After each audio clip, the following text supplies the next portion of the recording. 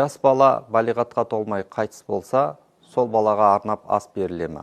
Оған ас беру сауап үшін болады әлбетте. Құран бағыштау да сауап үшін болады.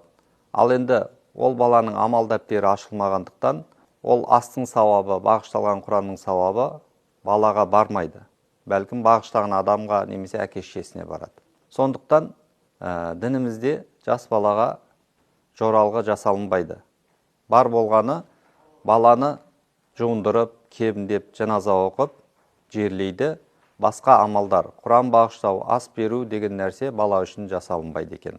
Қорытындылай келе, жас балаға қайтыс болып жатса, жаназа жерлеу рәсімдерінен кейін ас беріп, Құран бағышталмайды екен. Өйткені ол бала бұл дүниеден амал дәптері ашылмай, періште сияқылды күнәсіз пәк күйде өтеді екен. Алла Тағала амандығын берсін, мезгілсіз қазадан сақтасын, және дініміз бен дәстүрімізді ұштастырып бекем ұстауымызды нәсіп етсін.